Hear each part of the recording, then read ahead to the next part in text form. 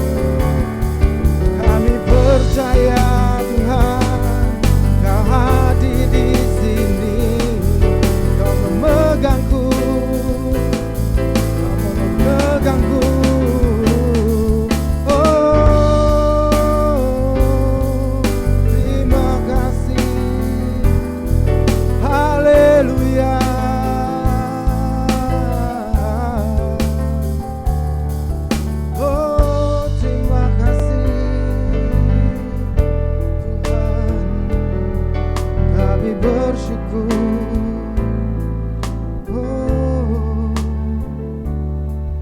Mengalirlah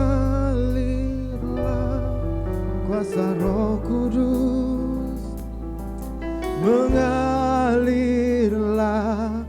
di tempat ini, mengalirlah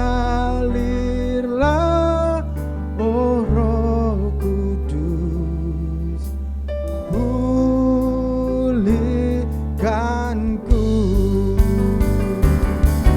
Mengalirlah kuasa Roh Kudus, mengalirlah di tempat ini, mengalirlah oh Roh Kudus, pulihkanku, pulihkanku,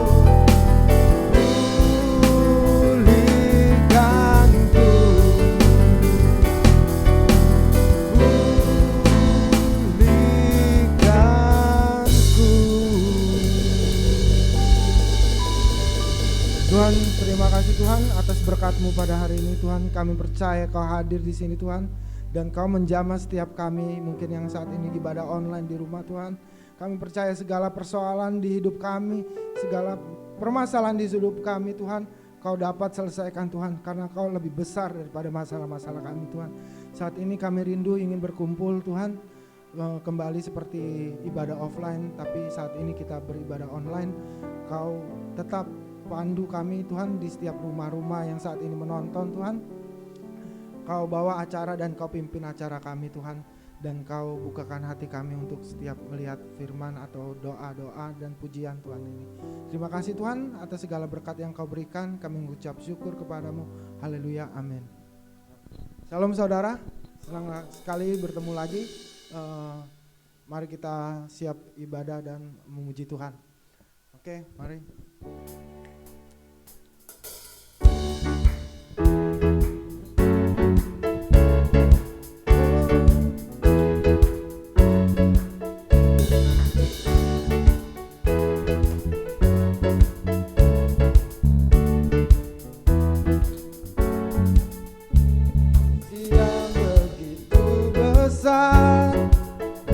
Lebih kuat dari dosa, kasih yang menemukanku, selamatkan dan pulihkanku.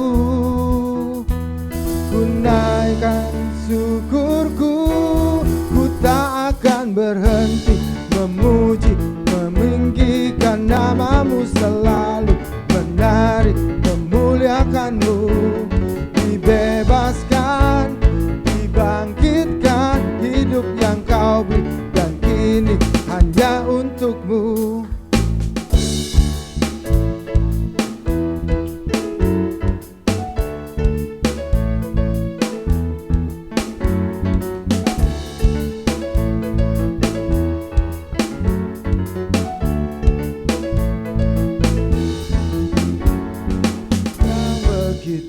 Besar, lebih kuat dari dosa, kasih yang menemukanku, selamatkan dan pulihkanku. Ku naikkan syukurku, ku tak akan berhenti memuji, meninggikan nama-Mu selalu, bernari, memuliakan-Mu. Dibebaskan, dimungkinkan, hidup yang Kau beri, dan kini hanya untuk-Mu.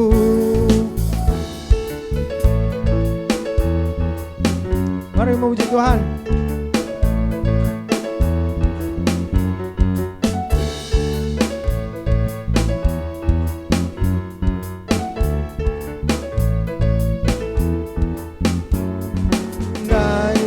Syukurku,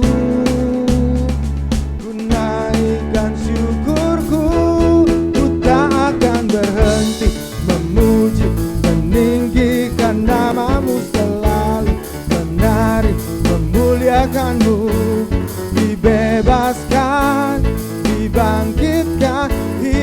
yang kau beri, dan kini hanya untukmu ku meninggikan namamu, selalu menari memuliakanmu.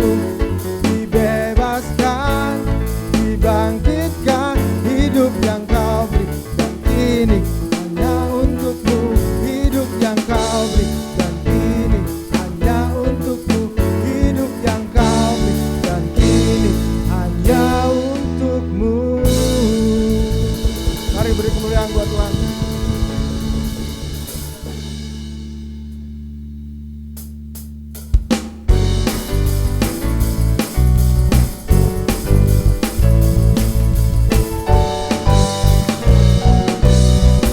Sama-sama puji Tuhan. Karyamu mempesonaku, kau angkatku dari gelap, kasih tulus memberi warna. Kau buang semua gelisah, kau angkatku sukacita, kau buatku selalu tertawa. Kau taruh lagu baru dalam hatiku, mulutku bersorak memuji namamu. Oh, dari hatiku mengalir pujian bagimu. Oh, sukacita Rohmu hadir di sini, dan ku menari memuji di hadapanmu Yesus. Sukacita Rohmu hadir di sini. Oh, mari sama-sama memuji Tuhan.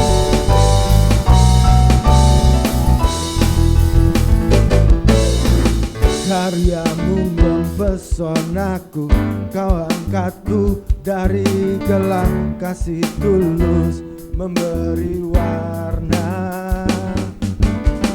Kau buang semua gelisah, kau beriku sukacita, aku selalu tertawa.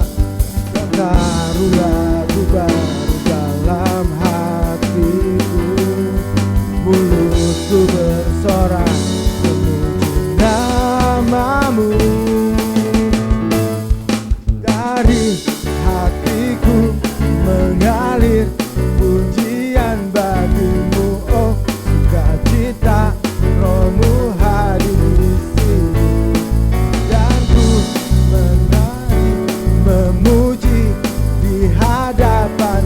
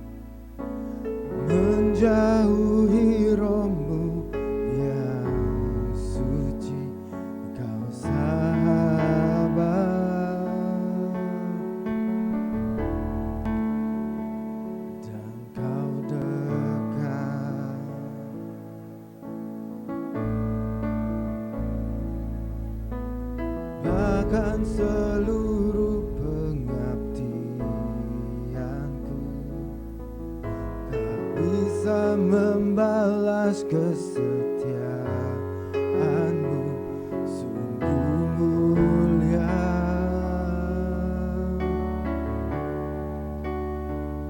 dan berharga.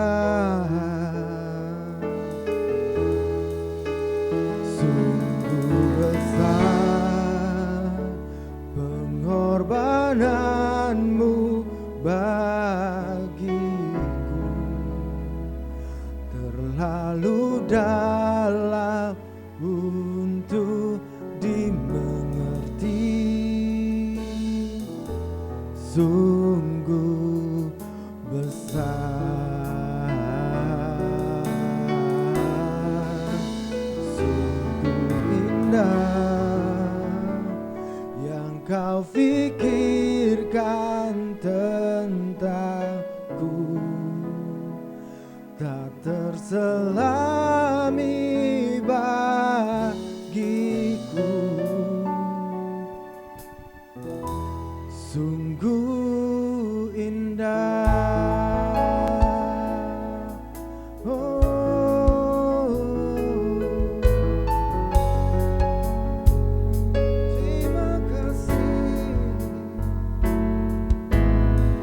Manakah aku dapat pergi menjauhi rohmu yang suci, kau sahabat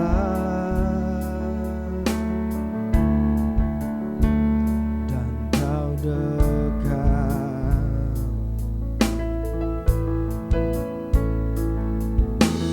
bahkan seluruh pengabdianku tak bisa membalas kesetiaanmu, sungguh mulia dan berharga.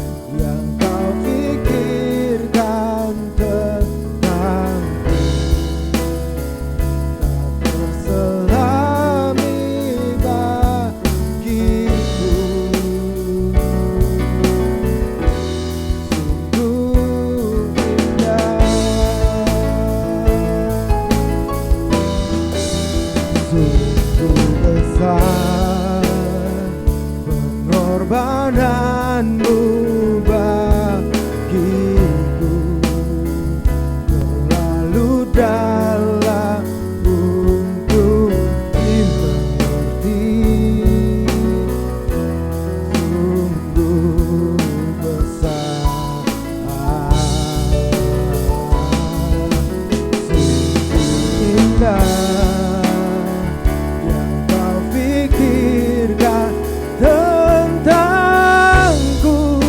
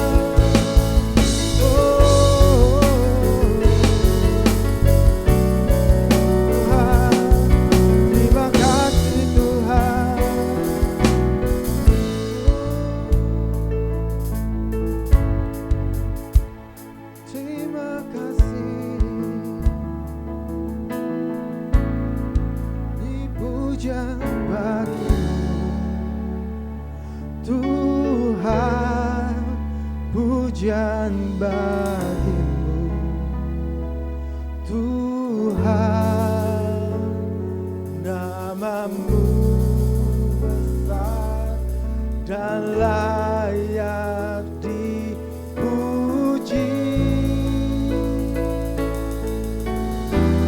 Nyanyi pujian bagimu Tuhan, pujian bagimu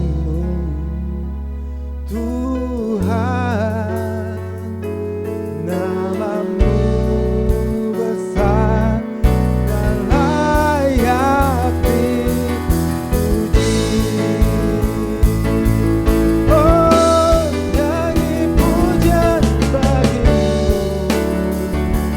Tuhan, pujian bagimu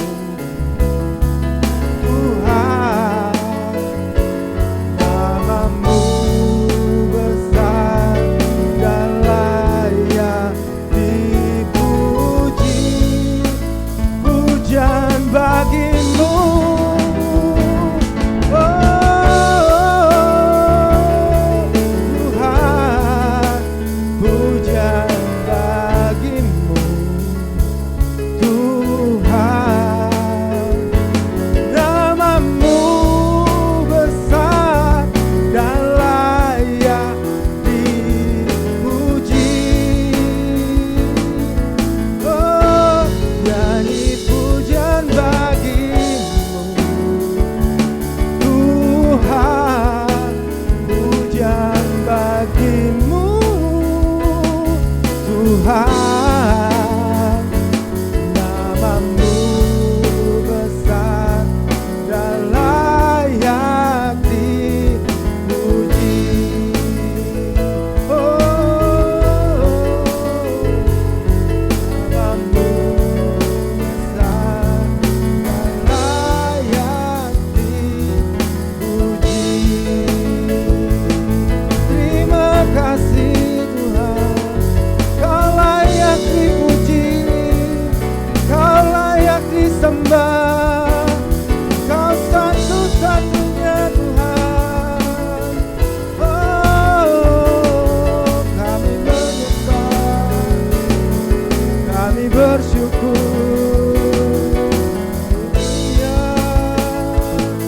Haleluya, namamu besar, bersyukur. Oh, terima kasih Tuhan, kami bersyukur.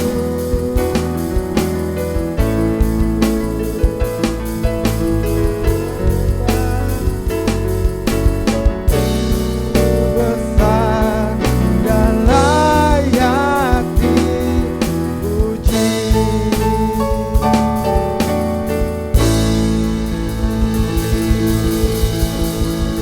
Tuhan, terima kasih Tuhan, kami telah menaikkan pujian kami. Terimalah Tuhan pujian kami. Sebentar lagi acara khotbah Pak Pendeta kami ingin memulai. Kau bimbing Tuhan acara kami Tuhan, dari awal sampai akhir khotbah ini Tuhan. Terima kasih, haleluya, amin. Shalom Bapak Ibu semua, bersyukur kita boleh kembali beribadah dan kita berterima kasih buat Tuhan, buat setiap apa yang sudah Tuhan buat dalam kehidupan kita semua. Sampai hari ini kita semua boleh ada di sini, di setiap rumah kita masing-masing dengan keadaan yang baik dan keadaan yang sehat. Puji syukur buat Tuhan sebab Tuhan Yesus baik, tetap baik dan sangat baik buat setiap kita. Bagaimana kabar saudara yang ada di rumah, yang mungkin sekarang lagi di jalan atau mungkin lagi berlibur? Bagaimana kabar saudara semuanya? Pastinya kami yakin sama-sama semua dalam keadaan sehat dan baik. Amin saudaraku? Baik, mari hari ini saya akan mencoba sharing sedikit tentang kebenaran firman Tuhan. Kita masih ada di tema, kita sudah masuk di tema yang baru ya. Minggu yang lalu Pastor Peter sudah membahas tentang mengupas sedikit tentang kedewasaan ya, tentang kedewasaan, bagaimana orang yang dewasa ditunjukkan dengan sikap bagaimana mereka mau mendengar. Dan saudara yang sudah ikut ibadah kemarin, saya yakin dan percaya saudara pasti diberkati. Amin saudaraku. Nah, hari ini saya akan bahas dari segi yang lain. Menurut saya, orang yang dewasa bukan hanya orang yang cukup untuk mendengar, tapi orang yang dewasa adalah orang yang bisa mengambil keputusan. Sama-sama katakan dengan saya, orang yang dewasa adalah mereka yang bisa mengambil keputusan dengan benar. Sekali lagi, orang dewasa adalah mereka yang bisa mengambil keputusan dengan benar. Amin, saudaraku. Nah, ini yang saya buat tema hari ini namanya right decision making. Jadi bagaimana setiap kita bisa membuat keputusan yang tepat. Setiap hari kita diperhadapkan dengan pilihan, betul ya? Kita mau bangun tidur, pilihan mau bangun jam berapa. Kita mau makan apa, pilihan makan apa.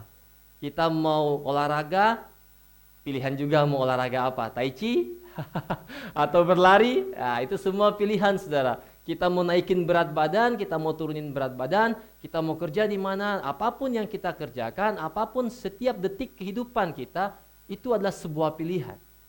Mau tidak mau, suka tidak suka, setiap kita harus bisa mengambil keputusan. Keputusan yang mungkin keputusan-keputusan yang praktis maupun keputusan-keputusan yang bersifat strategis. Tidak ada orang di dunia ini yang tidak bisa mengatakan dia tidak mampu mengambil keputusan. Kalau kita belajar hari ini, orang yang dewasa bukan hanya mampu mengambil keputusan, tapi mereka bisa mengambil keputusan dengan tepat, ya, mengambil keputusan dengan benar. Saat kita tidak membuat keputusan, sebenarnya pun kita sudah membuat keputusan untuk tidak bergerak atau tidak melakukan apa-apa atau hanya tetap diam dalam kondisi dan menerima keadaan kita apa adanya. Jadi saya ulangi, saat seseorang tidak membuat keputusan, sebenarnya mereka pun telah mengambil keputusan untuk pasrah terhadap keadaan. Jadi tidak ada pilihan, saudaraku. Saudara harus tetap memilih. Jadi saudara harus bisa mengambil keputusan dengan tepat. Ambillah keputusan. Apapun kondisi saudara hari-hari ini, bagaimana status mungkin, pendidikan saudara, latar belakang saudara, budaya saudara, suku saudara, ya, mungkin apa yang saudara, pengalaman-pengalaman saudara, apapun semua itu, tetap saudara harus bisa mengambil keputusan. Benar atau salah, ya, keliru atau kurang tepat, itu urusannya nanti. Tetapi saudara harus bisa mengambil keputusan. Dan diharapkan sebenarnya keputusan itu adalah keputusan yang benar. Amin, saudaraku. Baik, kita lanjut. Dalam ilmu neurosemantik atau yang biasa sering disebut NLP, itu ada dikenal dengan yang namanya metaprogram. Apa itu metaprogram? Metaprogram itu kacamata pemikiran seseorang yang selalu digunakan ketika melakukan sebuah tindakan, berinteraksi atau berkata-kata. Jadi metaprogram itu sebuah kacamata pemikiran. Bagaimana seorang itu bisa melakukan tindakan, berinteraksi atau berkata-kata. Nah, hal ini dipengaruhi oleh dua faktor. Pertama adalah faktor internal. Faktor internal adalah mereka mengambil keputusan tanpa mendengarkan orang lain. Sekali lagi, mengambil keputusan tanpa mendengarkan orang lain atau sesuai dengan apa yang dipikirkannya. Nah, orang-orang yang punya jenis internal ini cenderung mereka mengambil keputusan spontan. Cenderung orang-orang yang mengambil keputusan dengan semaunya sendiri. Kalau bahasa Jawanya sakarepnya dewe. Ya, yang suka-suka dia, mungkin menurut pandangan dia baik, menurut pengalaman dia mungkin oke, dan dia langsung mengambil keputusan tanpa ada pertimbangan dari pihak lain. Artinya orang-orang ini biasanya mereka spontan dengan setiap apa yang dia miliki, dia langsung mengambil keputusan. Intinya tanpa mempertimbangkan hal-hal yang lain. Terus yang kedua ada yang dipengaruhi oleh faktor eksternal. Faktor eksternal adalah mereka yang mengambil keputusan berdasarkan saran atau pertimbangan orang lain. Jadi faktor eksternal ini orang-orang yang mengambil keputusan kebanyakan dipengaruhi oleh faktor lain. Orang-orang lain, ya, mungkin teman-teman, orang tua, mungkin orang yang dia anggap senior atau mungkin teman atau sahabatnya sendiri. Jadi ada dua hal. Kita berada di posisi yang mana? Sebenarnya dua hal ini sama-sama baik, saudara. Tetapi menurut ilmu ini ya, menurut ilmu neurosemantik. Tetapi bagaimana kedua hal ini seperti timbangan yang kita bisa seimbangkan. Ketika kita bisa seimbangkan, maka kita bisa mengambil keputusan dengan tepat. Artinya apa? Artinya setiap kita pasti punya keputusan pribadi. Setiap kita pasti punya pemikiran sendiri. Setiap kita pasti sudah punya cara berpikir sendiri. Setiap kita pasti punya warna karakter masing-masing. Ada mungkin yang lebih spontan, ada mungkin yang sifatnya eksternal, lebih suka mendengarkan orang lain. Kita semua pasti ada dalam meta program ini. Pasti ada kacamata pemikiran ini. Tapi bagaimana kacamata ini bisa clear, bisa seimbang, saudara, supaya kita bisa mendapatkan data, informasi yang cukup, sehingga kita dengan data dan informasi yang cukup, kita punya kemampuan untuk bisa mempertimbangkan setiap keputusan apa yang kita ambil, dan diharapkan keputusan dan hasil dari keputusan itu adalah yang terbaik. Itu kira-kira menurut ilmu neurosemantik atau NLP yang kita sebut dengan meta program. Nah, sebelum saya lanjut, saya akan tunjukin ke saudara beberapa hal.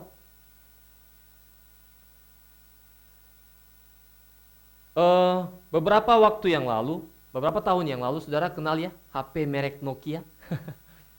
Tentu zaman saya waktu masih kuliah atau masih SMA, itu HP yang paling populer di masa saya. Ya, di era tahun 2000 ya, 1998 ya, 99 dan seterusnya. Saya rasa itu adalah handphone yang pada umumnya semua orang pasti pernah menggunakannya. Di sini saya akan kasih contoh sebuah kisah yang cukup menarik, ya, bagaimana jenis-jenis pengambilan keputusan tadi yang dipengaruhi faktor internal dan eksternal yang menurut neurosemantik itu bekerja dalam setiap pengambilan keputusan. Saya akan bacakan, ada data yang saya dapat. General Manager Mobile Solution Nokia, General Managernya, Vice Presidennya, bernama Anssi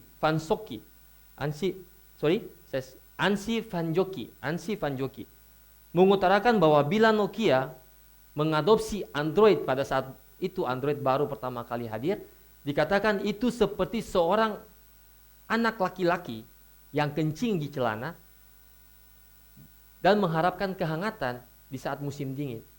Jadi mereka begitu menganggap rendah pesaing yang saat itu datang membawa logo robot hijau atau Android yang kita kenal hari-hari ini. Saudara lihat, mungkin saat itu keputusan yang diambil oleh Vice Presiden ini mungkin adalah keputusan yang menurut mereka, wow, keren. Nokia saat itu di atas angin, saudara. Nokia saat itu, wow, penjualannya, saudara, kalau lihat data di internet atau data statistik, tidak ada yang bisa lawan. Intinya itu penjualan yang terbaik pada saat itu. Dan mereka menganggap bahwa apa yang keputusan yang mereka ambil dari setiap pengalaman-pengalaman yang mereka sudah kerjakan itu yang terbaik. Mungkin secara data mereka iya benar. Tapi saudara lihat, sejarah membuktikan, waktu membuktikan pendapat mereka salah. Dan sampai hari ini, tahun ini, ya, kita ada sekarang di tahun 2020, saudara lihat, saya yakin dan percaya handphone yang saudara pegang, pasti saudara kenal yang namanya Android. Saudara pasti apapun mereknya kecuali merek itu ya, Apple terbelah. Kalau itu lain ya, tetapi pada umumnya orang pasti kenal dengan handphone yang beroperasi sistem Android. Dan bahkan sampai hari ini sejarah statistik mencatat bahwa penjualan yang tertinggi di dunia handphone, operating sistemnya adalah operating system dari Android. Saudara bisa lihat keputusan-keputusan yang diambil, sekalipun data mungkin sudah benar, sekalipun pengalaman sudah oke, tetapi ketika salah kita mengambil keputusan, maka bisa berubah 180 derajat hasil yang kita peroleh. Tentu saya tidak akan bahas dari ilmu neurosemantik. Saya akan melihat dari segi Alkitab. Ternyata orang dunia lupa ada 1 dan 2 hal yang mereka harus belajar dari kita seharusnya, saudara. Mereka harus belajar dari orang Kristen bagaimana mengambil keputusan yang tepat. Baik, saya rindu kita semua coba buka sama-sama. Sebelum kita buka Alkitab, ada lagi satu filosof terkenal. Ya, kita pasti tentu kenal yang namanya Socrates ya. Dia pernah mengemukakan hal seperti ini. Orang cerdas belajar dari segalanya dan dari semuanya. Orang biasa belajar dari pengalaman mereka. Tetapi orang bodoh sudah memilih untuk semua jawabannya. Saya ulang ya. Orang cerdas belajar dari segalanya dan dari semua orang. Orang biasa dari pengalaman mereka. Orang bodoh sudah memiliki semua jawaban. Jadi, saudara bisa lihat ini filosof terkenal ya, orang Yunani pada zamannya yaitu Socrates. Dia mengatakan bahwa hanya orang bodoh yang merasa sudah memiliki semua jawaban. Artinya apa? Artinya setiap kita membutuhkan pandangan orang lain. Setiap kita membutuhkan pertimbangan dari orang lain. Setiap kita membutuhkan masukan-masukan juga dari orang lain. Dan kita akui, orang dunia pun akui bahwa kita sendiri pun tidak mungkin dapat mengambil keputusan dengan tepat tanpa ada pertimbangan-pertimbangan dari hal lain. Terus berikut dia juga katakan, sangat menarik, Socrates orang yang sama, manusia terdiri dari dua jenis orang. Ya, dikatakan manusia ada dua jenis orang. Pertama, orang bijak yang tahu mereka bodoh, dan orang bodoh yang menganggap mereka bijak. Sekali lagi ini sangat lucu dan menarik, tapi buat saya ini sesuatu yang dalam. Manusia terdiri dari dua jenis orang. Yang pertama adalah orang bijak yang tahu mereka bodoh, dan orang bodoh yang menganggap mereka bijak. Ini mungkin merupakan sindiran halus atau sindiran keras yang buat setiap kita. Terkadang kita merasa sok tahu semua. Seakan ya mungkin kita merasa, wah saya sudah punya pengalaman yang begitu banyak. Saya sudah sering makan asam garam, saudara. Saking banyak makan asam garam, saudara bisa darah tinggi, hati-hati saudaraku. Jadi setiap kita jangan menganggap diri kita bijak. Jangan kita merasa kita sudah paling tahu. Ya sebenarnya di saat kita merasa kita paling bijak, di saat kita merasa kita paling tahu, orang dunia pun bisa katakan sebenarnya saat itulah kebodohan itu ada. Oke. Ini juga ada kaitannya kalau kita lihat di Amsal ya. Ya, saudara nggak perlu buka, nggak apa-apa, saya akan baca Amsal 1 ayat yang ke-5. Baiklah orang bijak mendengar dan menambah ilmu, dan baiklah orang yang berpengertian memperoleh bahan pertimbangan. Saya bersyukur minggu kemarin Pastor Peter sudah membahas tentang mendengar. Jadi nyambung dengan khotbah hari ini, bagaimana orang yang bijak dikatakan mereka mau mendengar. Supaya apa? Supaya ada pertimbangan. Jadi sekali lagi saudaraku, ini orang dunia ya, Socrates berkata bahwa janganlah kita menganggap diri kita bijak. Sekalipun mungkin kita bijak, lebih baik kita menganggap diri kita tanda kutip bodoh. Supaya apa? Supaya kita belajar untuk mendengarkan orang lain, supaya kita belajar untuk melihat ya data-data yang lain, kita melihat pandangan-pandangan yang lain, supaya kita bisa mengambil keputusan dengan tepat. Sekarang saya akan bahas dari segi firman Tuhan. Ini yang saya kepingin saudara buka sama-sama. Kita coba buka di Efesus 1 ayat yang ke-17. Sekali lagi Efesus yang pertama ayat yang ke-17. Efesus pertama ayat yang ke-17. Dan mintalah kepada Allah Tuhan kita Yesus Kristus, yaitu Bapa yang mulia itu, supaya Ia memberikan kepadamu apa saudara? Roh hikmat dan wahyu untuk mengenal Dia dengan benar. Sekali lagi saya baca buat saudara. Dan meminta kepada Allah Tuhan kita Yesus Kristus, yaitu Bapa yang mulia itu, supaya Ia memberikan kepadamu roh hikmat dan wahyu untuk mengenal Dia dengan benar. Nah inilah yang tadi saya katakan, orang dunia harus belajar satu langkah daripada orang Kristen, yaitu orang dunia hanya punya pengertian, orang dunia mungkin hanya punya kebijaksanaan, tetapi kita harus punya roh apa tadi saudara? Hikmat dan wahyu. Ya, di bahasa Inggrisnya bagus dikatakan, I pray that the God of our Lord Jesus Christ, the Father of glory, may give you spiritual wisdom. Ya, sekali lagi katakan spiritual wisdom and revelation in your growing knowledge of Him, supaya kita dalam pertumbuhan kita dalam mengenal Tuhan. Saudara bisa lihat, mau tidak mau, suka tidak suka, kita butuh roh Tuhan. Kita butuh Roh Kudus yang memberikan kepada kita roh hikmat dan pewahyuan untuk kita bisa mengenal Tuhan dengan baik, mengenal Tuhan dengan benar. Dan ketika kita bisa mengenal Tuhan dengan benar, kita bisa mengetahui jalan-jalan Tuhan. Dan ketika kita bisa mengetahui jalan-jalan Tuhan, maka percayalah saudara, setiap keputusan apapun yang saudara ambil, setiap pertimbangan apapun yang saudara ambil, saudara pasti akan berhasil dan beruntung. Itu kata firman Tuhan. Memang mungkin dalam perjalanan proses waktu, perjalanan proses kita dalam mengambil keputusan, pasti saya yakin dan percaya, pasti akan ada kekeliruan, pasti akan ada kesalahan. Tetapi menurut saya, kesalahan dalam sebuah proses itu hal yang normal, itu hal yang wajar. Orang yang gagal bukan orang yang tidak pernah salah. Sekali lagi saya ulangi, orang yang gagal bukan berarti orang yang gak pernah salah. Tetapi orang yang gagal menurut saya adalah orang yang salah, yang jatuh di tempatnya dan mereka tetap di tempat itu, mereka gak maju ke depan. Tetapi kalau orang itu dia gagal, mungkin dia salah, dia jatuh tapi dia mencoba bangkit, dia mungkin jalan lagi, dia jatuh lagi, dia bangkit lagi, dia jatuh lagi. Menurut saya itu bukan kegagalan.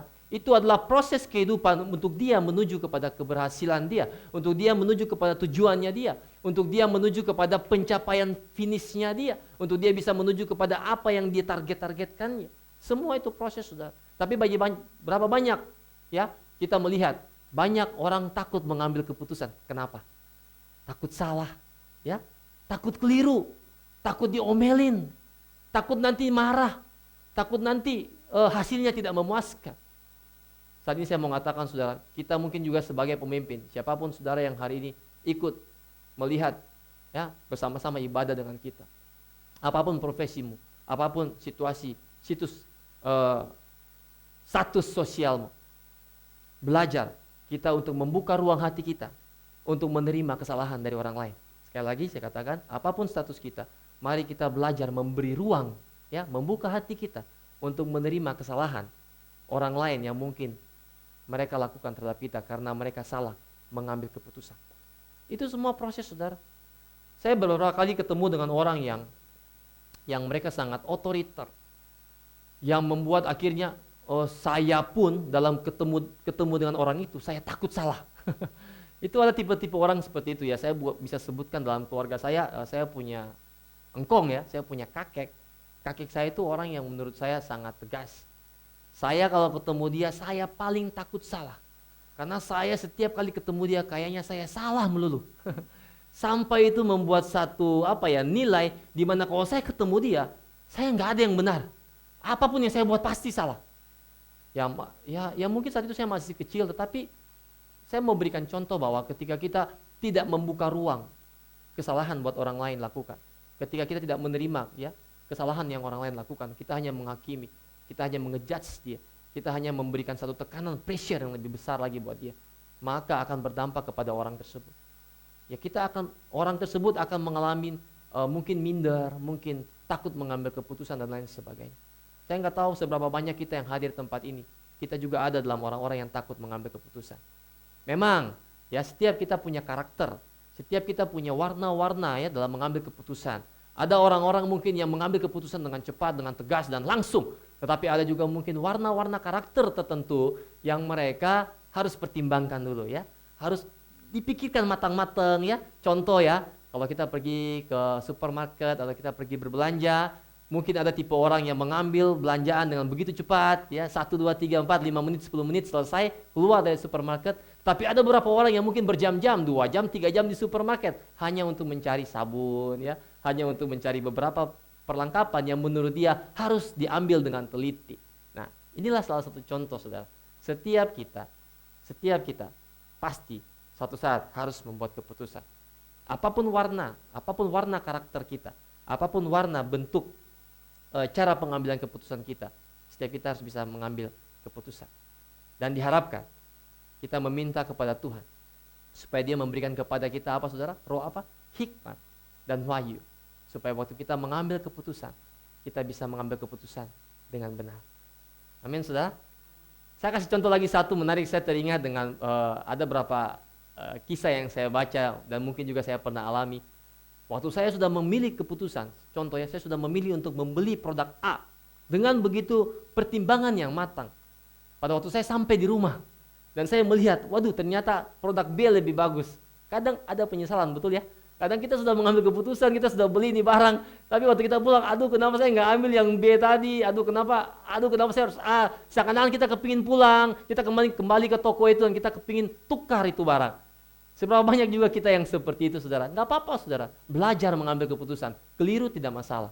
Ya, salah tidak masalah, tetapi jangan juga kesalahannya kesalahan yang fatal. Ya, kalau kesalahan yang fatal artinya kesalahan yang merugikan begitu banyak orang, ya itu juga saudara harus hati-hati, dikurangi. Jangan terlalu sering, saudaraku. Kalau terlalu sering gawat juga, saudara. Kalau kerja sering mengambil keputusan yang salah, sering membuat kerugian dari perusahaan, maka saya yakin saudara pasti tidak akan bertahan lama di perusahaan itu. Tapi yang saya maksud adalah keputusan-keputusan belajar, mengambil keputusan-keputusan simpel, ya, yang saudara bisa lakukan. Saya akan bagi ada tiga hal. Ini tidak ada di slide saya tambahan. Ada tiga hal pengambilan keputusan yang saudara perlu tahu. Yang pertama, itu ada pengambilan keputusan praktis. Pengambilan keputusan praktis, contoh, saudara mau makan apa? Ya, saudara mau nginap di mana? Saudara mau belanja di mana? Ya, saudara mau mandi jam berapa? Saya rasa itu adalah keputusan praktis yang saudara bisa ambil dengan spontan. Saudara nggak perlu tanya Tuhan lah. Saudara nggak perlu doa. Bergumul dulu, Tuhan saya mau mandi di mana? Saya mau makan apa? Saya rasa itu nggak perlu. Karena Tuhan sudah kasih saudara hikmat untuk mengambil keputusan-keputusan praktis. Kemudian ada level yang kedua, yaitu keputusan-keputusan teknis. Apa itu keputusan teknis? Contoh ya, saudara mau perbaiki mobil di bengkel mana? Saudara mau beli lampu merek apa? Ya, mau merek A, merek B, merek C, mau warna apa? Warna putih, warna kuning, warna hijau, dan biru, terserah. Itu adalah keputusan-keputusan teknis ya, yang berkaitan dengan teknis. Saudara mau beli komputer, speknya seperti apa? Saya rasa itu juga tidak perlu saudara tanya Tuhan. Karena apa? Karena saudara diberikan hikmat, otak, nalar untuk saudara berpikir. Keputusan-keputusan apa yang saudara ambil dalam hal-hal teknis. Ya, nah yang perlu saudara bergumul, doakan dan tanya Tuhan, ya sungguh-sungguh, yaitu keputusan yang ketiga. Yaitu keputusan yang berkaitan dengan strategis. Sekali lagi saya katakan, keputusan yang berkaitan dengan strategis. Contoh, saudara mau sekolahin anak di mana? Itu cukup panjang tuh waktunya. Ya, saudara mau atur keuangan bagaimana? Saudara mau bawa gereja ini bagaimana? Saudara mau melayani, mau buat program-program apa? Saudara bekerja, saudara mau buat strategi apa? Pemasaran seperti apa? Bagaimana? Nah, saya rasa saudara perlu berdoa, saudara perlu untuk tanya Tuhan. Kenapa? Ya karena itu berkaitan dengan strategis. Itu keputusan-keputusan yang menurut saya adalah keputusan-keputusan level tinggi. Nah, kenapa saya bagikan tiga hal ini? Karena kebanyakan dari kita, tanpa kita sadar, kita terjerumus dengan dua keputusan yang di awal. Keputusan praktis dan keputusan strategis. Kita banyak berkutit di situ. Kita banyak sibuk dalam keputusan seperti itu. Bahkan kita mungkin pada waktu keputusan strategis, kita menganggap remeh. Kita nggak perlu doa lah, kita nggak perlu tanya Tuhan lah, kita nggak perlu minta pertimbangan teman lah, dan lain sebagainya. Dan bahkan saya ketemu dengan beberapa orang juga yang mau makan aja ribetnya minta ampun. Mau pilih menu ribetnya minta ampun. Mau kemana aja, waduh pusingnya minta ampun. Saya rasa kita nggak perlulah berantem dari dua hal ini, yang praktis dan strategis. Kalau kita berantem dari yang praktis dan taktis ya.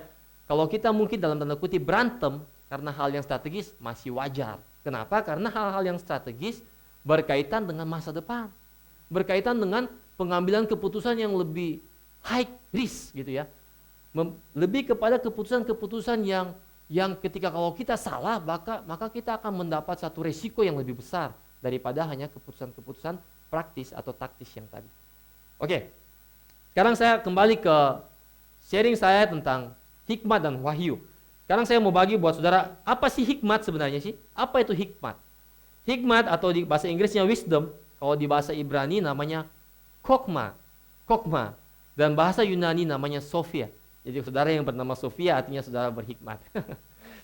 Itu artinya pandai menggunakan pikiran yang tajam. Ya, saya ulangi, pandai menggunakan pikiran yang tajam untuk menyimpulkan sebuah proses yang telah terjadi. Jadi orang yang berhikmat adalah dia mampu menggunakan pikiran, bukan cuma pikiran tetapi tajam, ya, bukan tumpul ya saudara, tajam. Semua kita menggunakan pikiran. Tetapi apakah pikiran kita tajam? Apakah pikiran kita bisa menyimpulkan dengan tepat sesuai dengan hasil-hasil, sesuai dengan data dan bukti yang fakta-fakta yang terjadi? Nah, ini perlu latihan. Saya kasih contoh di Alkitab, ada saat itu di kisah di Salomo. Saat itu ada dua wanita yang mereka ribut dengan anaknya. Salah satu anaknya dibunuh ya, singkat cerita mati, bukan dibunuh juga tanpa sengaja. ibu ini tidur, dia menindis anaknya, singkat cerita anaknya mati. Dan ada satu ibu yang anaknya juga kecil, dia pindahkan, ditukar gitu ya. Jadi yang mati itu seakan-akan ibu yang satunya punya anak. Nah, mereka ribut untuk memperdebatkan ini anak siapa. Dan mereka hadapkan kepada Raja Salomo. Ini yang saya mau jelaskan tentang hikmat, yaitu pemikiran yang tajam. Saat itu ketika mereka berdua menghadap raja, dan mereka berdebat satu dengan yang lain, ini anak saya, ini anak saya, ini anak saya, ini anak saya. Maka Salomo dengan hikmatnya, dengan ketajaman pemikirannya, dia membuat satu keputusan yang menurut saya adalah keputusan yang sangat keren pada saat itu. Dikatakan begini, kalau memang ketimbang ini anak siapa dikatakan, lebih baik kita bunuh aja ini anak, kita matikan saja ini anak supaya si A dan si B sama-sama tidak memiliki anak. Dan pada saat itu ada dua respon yang berbeda. Ibu yang pertama, ibu yang A, mengatakan bahwa jangan rajaku, jangan dibunuh anak itu, biarkan saja anak itu diberikan kepada yang si B. Tetapi ibu yang si B mengatakan apa? Biarkan saja anak itu dibunuh, biar sama-sama kita nggak punya anak, ya, biar sama-sama kita tidak untung tidak rugi, begitu kira-kira. Dari situ, dari kisah itu, dari contoh itu kita bisa melihat bahwa ini yang disebut dengan hikmah. Ketika ada satu situasi sulit, ada orang yang berdiri di tengah, dan mereka dengan ketajaman pemikirannya, mereka bisa membuat satu kesimpulan, membuat satu keputusan yang ketika mereka ambil, mereka bisa melihat hasilnya. Dan saat itu Salomo mengambil keputusan dan mengetahui siapa ibu dari anak tersebut, yaitu tentunya orang tua yang tidak mau anaknya dibunuh. Nah, demikian dengan kita, saudara. Kita harus mempertajam hikmat yang Tuhan berikan buat kita. Saya lanjut dulu ya. Terus kemudian apa bedanya dengan wahyu? Pewahyuan atau bahasa Inggrisnya disebut dengan revelation. Kalau bahasa Ibraninya higalut. Bahasa Yunaninya apokalipsis. Artinya penyingkapan selubung. Jadi hikmat itu adalah penyingkapan selubung menyatakan visi keterbukaan masa depan. Jadi hikmat lebih kepada sesuatu yang akan terjadi ke depan. Dia bisa melihat jauh ke depan. Apa yang akan terjadi ke depan? Tentunya tentunya pewahyuan yang saya maksudkan di sini bukan pewahyuan untuk saudara menulis firman Tuhan ya. Ya memang itu juga pewahyuan supaya saudara nggak beda. Tapi supaya saudara bisa membedakan. Tetapi hikmat yang saya maksudkan di sini adalah hikmat yang Tuhan berikan kepada kita untuk kita bisa lebih tepatnya mungkin memprediksi masa depan, memprediksi apa yang akan terjadi ke depan. Atau mungkin banyak orang yang sebutkan mungkin dengan nubuatan, dengan mimpi dan sebagainya, itu karunia yang diberikan untuk supaya pewahyuan itu bisa dinyatakan. Jadi intinya gini, wahyu adalah kita bisa merasakan apa yang akan terjadi ke depan. Saya kasih contoh. Ada beberapa case yang saya perhatikan dan saya dengar mungkin lebih banyak dalam keluarga. Ketika mungkin ada suami istri ya, dalam hubungan suami istri, ketika mungkin sang suami sedang bekerja dan ketika mungkin dia diperhadapkan dengan sebuah keputusan, dengan sebuah pemilihan, dia harus bekerja sama dengan partner A atau partner B gitu kira-kira ya. Singkat cerita, partner A datang ke rumahnya misalnya begitu. Dan singkat cerita saat itu ketemu dengan istrinya. Dan pada waktu itu sang suami sudah sangat setuju dia akan deal dengan partner A ini misalnya. Dengan partner A ini. Dan pada waktu itu sang istri mungkin merasa sesuatu yang gak nyaman. Ya singkat cerita setelah pertemuan itu sang istri berdiskusi dengan suaminya dan berkata bahwa Pak, ya mungkin saya rasa Bapak nggak cocok deh dengan partner yang A ini. Mungkin Papa lebih cocok dengan partner yang lainnya. Mungkin seperti itu. Mungkin situasi saat itu sang istri bingung untuk menjelaskan perasaan dia seperti apa. Tapi seperti ada sebuah intuisi, ya, ada sesuatu yang dia bisa rasakan bahwa ketika sang suami berpartner dengan partner A, maka kedepannya pasti hasilnya tidak akan baik. Nah ini yang saya bisa bilang dengan pewahyuan. Artinya sang istri bisa mendapatkan pewahyuan dalam bentuk intuisi, dia bisa merasakan kira-kira apa yang akan terjadi ke depan. Saudara bisa lihat ya, ini bedanya. Nah, kita perlu wahyu dari Tuhan. Kita perlu hikmat dari Tuhan, kita juga perlu wahyu dari Tuhan.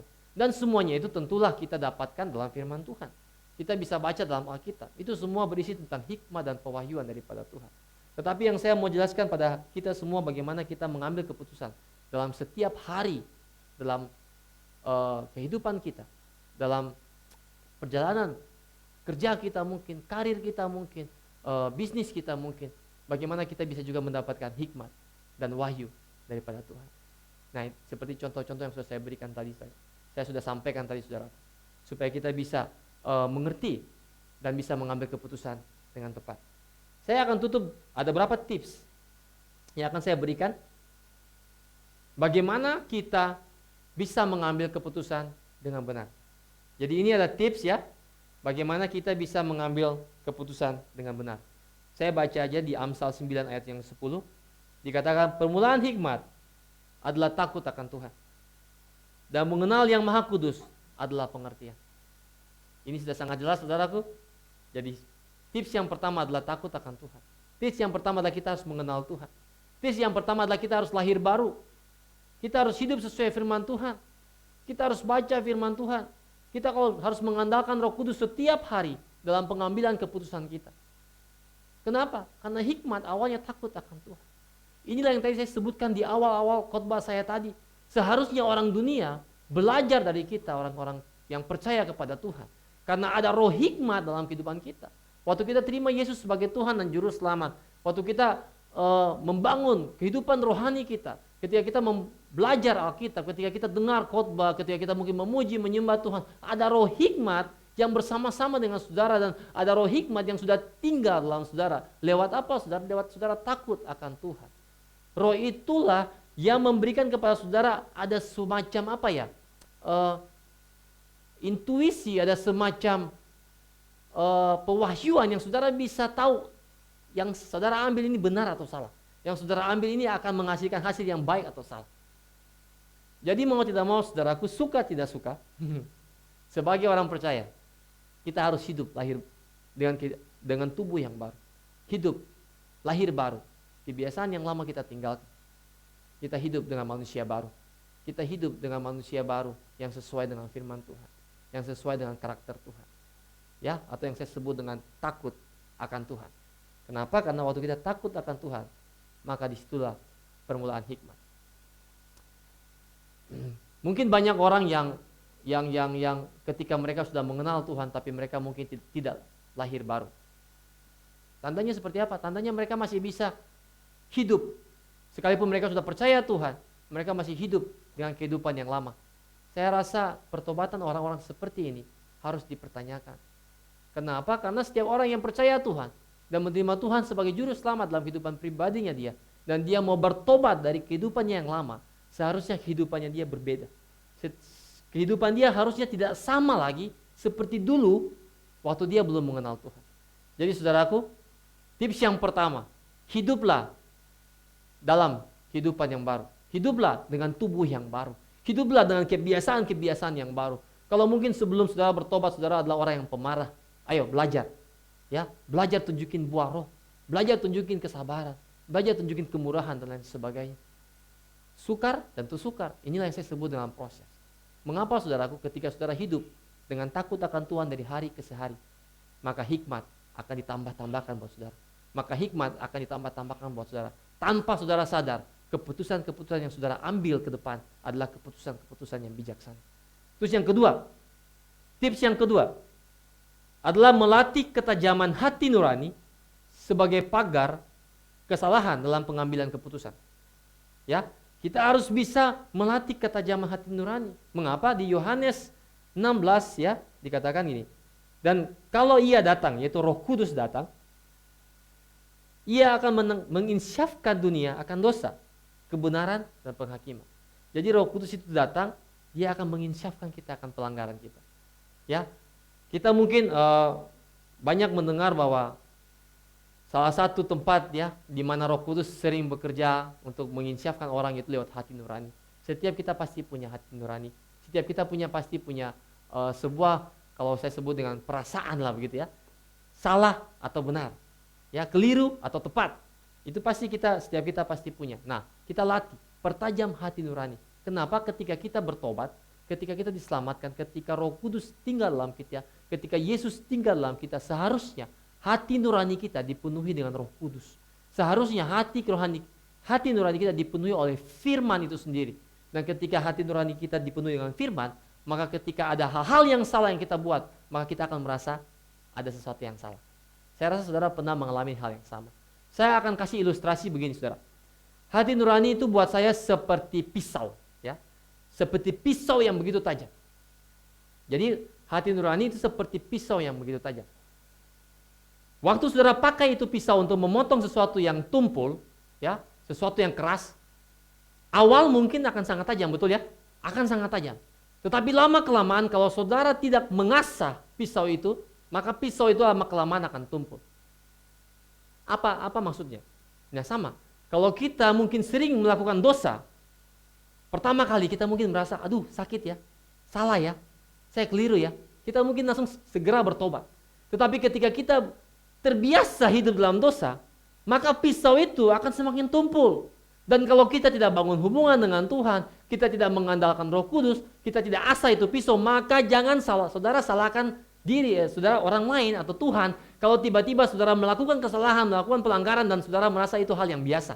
Kenapa? Karena sudah tumpul, pisaunya sudah tumpul, hati nuraninya sudah tumpul. Berapa banyak orang yang mungkin tega membuat suatu kriminalitas, membuat sesuatu hal yang ekstrim, membuat keputusan-keputusan yang tidak masuk akal. Menurut saya hati nurani mereka adalah hati nurani yang sudah tumpul. Hati nurani mereka adalah hati nurani yang sudah tidak diasah. Kenapa? Karena setiap manusia pasti punya ada satu perasaan ketika mereka melakukan sebuah kesalahan. Ya, banyak pepatah dunia mengatakan bahwa follow your heart gitu ya. Follow your heart. Pertanyaannya, kalau kita orang benar, oke, benar. Kita follow hati kita. Tetapi hati kita ini ditunggangi oleh siapa? Hati kita ditunggangi oleh Roh Kudus atau hati nurani kita ditunggangi oleh nilai-nilai dunia? Nah, ini yang saya kembalikan buat setiap kita, bahwa kita mau tidak mau, suka tidak suka juga, hati nurani kita seharus kita dipertajam terus. Kita harus asah terus, supaya apa? Supaya ketika ada hal-hal yang keliru, supaya ketika kita mau mengambil keputusan, ada hal yang salah, ada hati nurani, ya, yang saya sebut mungkin Roh Kudus bekerja untuk mengingatkan saudara, ini salah loh, kamu jangan gini loh, nanti orang ini nggak suka loh, kamu jangan gini loh, nanti hasilnya kurang baik loh, kamu jangan gini loh. Itu pasti, roh itu pasti akan berbicara buat kita lewat hati nurani kita. Amin, saudaraku. Dan yang terakhir, saya akan tutup dengan tips yang ketiga, yaitu adalah menerima nasihat dan kritik untuk mempertimbangkan sebuah keputusan yang benar. Jadi juga kita harus belajar menerima nasihat, harus belajar menerima kritik, saran yang membangun. Untuk itulah saya bersyukur di tempat ini, di Pelita Community Jakarta, kita punya komunitas kecil yang kita sebut dengan POD, ya. Apa itu saudara POD? Plantation of Discipleship. Ya, kita bersyukur kita ada punya POD. Disitulah tempat kita saling memberi masukan satu dengan yang lain. Kita saling membangun satu dengan yang lain. Karena kita tahu bahwa kita tidak sanggup menjalani visi ini, ya, bersama dengan Tuhan, kalau kita juga nggak bisa berjalan dengan sesama kita. Kita perlu Tuhan, betul. Kita butuh Tuhan. Tetapi kita juga butuh rekan sekerja. Kita juga butuh tubuh Kristus yang lain. Kita juga butuh partner yang lain yang selalu mengingatkan kita. Ya, kita punya Tuhan, benar. Tetapi Tuhan itu kan kadang ngomongnya kan dalam kita mungkin abstrak, ya. Kita punya teman-teman lain sekitar kita yang bisa menegur kita dengan nyata. Jadi saudaraku, saudara yang belum terlibat dalam POD, saudara yang belum terlibat dalam pemuritan, saya himbau saudara untuk mari terlibat dalam komunitas yang sehat. Sekali lagi saya katakan, terlibatlah dalam komunitas yang sehat, supaya kita sama-sama membangun, ya, sama-sama menasihati satu dengan yang lain, sama-sama belajar satu dengan yang lain, supaya kita bisa mengambil keputusan ke depan dengan keputusan yang tepat dan benar. Amin, saudaraku. Baik, mari sama-sama kita tundukkan kepala, kita akhiri ibadah kita hari ini. Terima kasih Tuhan. Bapak, kami mengucap syukur Tuhan untuk hari ini. Kami sudah belajar tentang bagaimana kami harus mengambil keputusan dengan benar. Bapak, kami minta, hamba-Mu minta dalam nama Tuhan Yesus, berikan kepada umat-Mu, berikan kepada setiap kami Tuhan, roh hikmah dan wahyu itu Tuhan. Biar hikmah dan wahyu daripada Tuhan senantiasa bertambah-tambah dalam setiap kehidupan kami. Bapa, ajar kami untuk kami bisa mengerti. Ajar kami untuk supaya kami bisa Tuhan memahami jalan-jalan Tuhan dalam kehidupan kami. Supaya ketika kami diperhadapkan dengan situasi-situasi yang sukar, ketika kami diperhadapkan dalam situasi-situasi yang sulit, kami boleh mengambil keputusan dengan tepat. Bapa, kami juga tidak lupa berdoa. Terima kasih buat setiap hamba-hambamu yang sudah melayani hari ini. Terima kasih buat worship leader, terima kasih buat pemain musik ya, terima kasih buat multimedia, terima kasih juga Tuhan buat rekan-rekan di belakang layar yang lain. Kami mengucap syukur Tuhan untuk setiap hamba-hambamu yang sudah melayani. Engkau melihat hati mereka Tuhan, Engkau melihat kerinduan mereka, Engkau melihat kecintaan mereka kepada Tuhan. Kami percaya Tuhan bahwa jerih payah mereka bersama dengan Tuhan tidak akan pernah sia-sia. Tidak akan pernah sia-sia orang yang menabur di ladang Tuhan. Tidak akan pernah sia-sia orang yang melayani bekerja untuk Tuhan. Tuhan pasti akan memberikan upah tepat pada waktunya. Tuhan pasti akan menjawab doa-doa mereka tepat pada waktunya. Dan Tuhan pasti akan membawa mereka semakin hari semakin naik. Semakin hari semakin melihat kemuliaan Tuhan yang lebih dinyatakan dalam kehidupan mereka. Bapak, terima kasih. Bapak, kami mengucap syukur untuk hari ini. Kami juga tidak lupa berdoa untuk setiap pemimpin kami yang di pusat, di Jambi. Tuhan, Engkau tolong mereka, Engkau berikan mereka hikmat bagi setiap penatua kami untuk mereka bisa tetap senantiasa mengambil keputusan yang tepat untuk bisa mengarahkan Tuhan gereja Tuhan di bawah naungan Pelita Community, untuk bisa berjalan dalam takut akan Tuhan, untuk bisa berjalan menyelesaikan setiap visi yang Tuhan sudah berikan buat setiap kami, untuk kami bisa Tuhan memuliakan nama Tuhan lebih lagi, menjangkau lebih lagi banyak jiwa untuk kemuliaan bagi nama Tuhan. Dan biarlah Tuhan pemimpin-pemimpin kami, penatua kami yang ada di Jambi juga Engkau berikan kepada mereka kesehatan, kerukunan, kesehatian satu dengan yang lain, supaya mereka Tuhan tetap kuat, tetap semangat, dan mereka boleh menyelesaikan setiap pertandingan kehidupan mereka sampai di garis finish. Terima kasih Bapak, kami mengucap syukur. Kami tidak lupa berdoa Tuhan buat Om Roy, Om Kus yang sudah begitu banyak menolong kami, yang sudah begitu banyak memberikan fasilitas Tuhan, tempat untuk kami beribadah. Kami mengucap syukur buat kedua hamba-Mu ini Tuhan. Engkau tolong mereka dengan usaha pekerjaan mereka. Engkau tolong mereka Tuhan dengan setiap keluarga mereka. Engkau tolong juga Tuhan mereka memberikan kepada mereka kesehatan yang baik. Engkau Tuhan memberikan kepada mereka kehidupan Tuhan. Di masa-masa tua mereka boleh senantiasa dekat dengan Tuhan. Mereka senantiasa melihat kemurahan demi kemurahan Tuhan dalam kehidupan mereka dan keluarga mereka. Dan biar apa saja Tuhan yang mereka perbuat, Tuhan buat berhasil dan beruntung. Karena mereka adalah pahlawan-pahlawan yang boleh menolong kami, menolong umat Tuhan untuk memperluas pekerjaan Tuhan di tengah-tengah generasi kami. Terima kasih Bapak, kami mengucap syukur. Terima kasih juga untuk bangsa dan negara ini.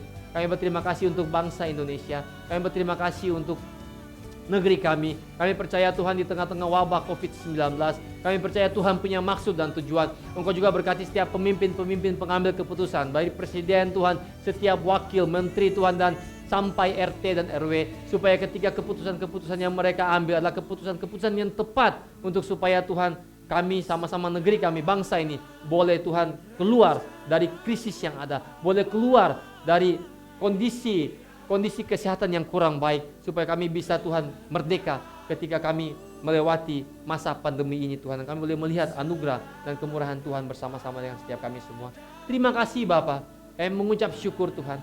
Terima kasih untuk pertolongan Tuhan. Terima kasih juga Tuhan untuk setiap persembahan yang sudah ditaburkan oleh anak-anak-Mu, oleh hamba-hamba-Mu. Tuhan berkati Tuhan, berkati apa yang menjadi pekerjaan mereka, berkati apa yang menjadi usaha mereka, berkati apa yang mereka dambakan bersama dengan Tuhan.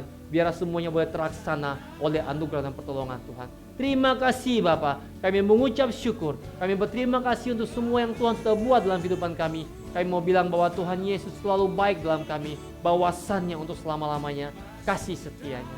Terima kasih Bapa. Sebentar kami akan selesai. Ya, terima kasih Tuhan untuk semua yang sudah Engkau buat dalam kehidupan kami. Kami sangat mengucap syukur, dan kami kembalikan semua hormat, pujian, dan kemuliaan hanya bagi nama Tuhan. Terima kasih Tuhan Yesus, kami mengucap syukur. Mari saudaraku, angkat kedua tanganmu dan terimalah berkat daripada Tuhan. Tuhanlah yang memberkati engkau dan yang melindungi engkau. Tuhanlah yang menyinari engkau dengan wajahnya dan memberikan kepadamu kasih karunia. Tuhanlah yang menghadapkan wajahnya kepadamu dan memberikan kepadamu damai sejahtera. Mulai hari ini, apa saja yang kau buat dalam nama Tuhan, akan Tuhan buat itu berhasil dan beruntung.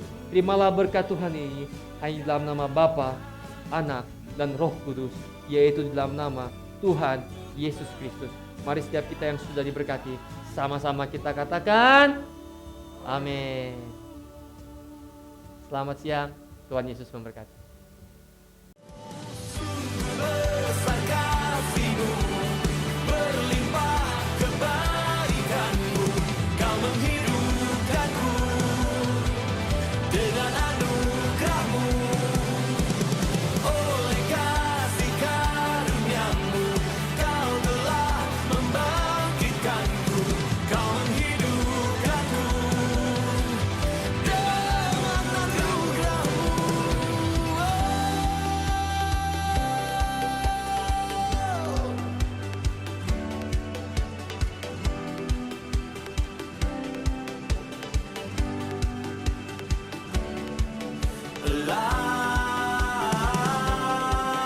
Alive.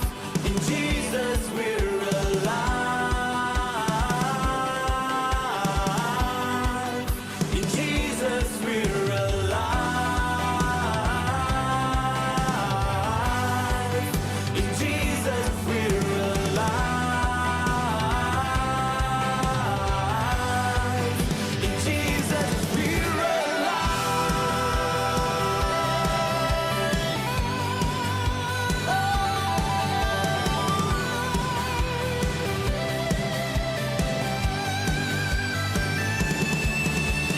Sungguh besar kasih-Mu, berlimpah kebaikan-Mu, Kau menghidupkanku dengan anugerah-Mu. Oleh kasih karunia-Mu, Kau telah membangkitkanku,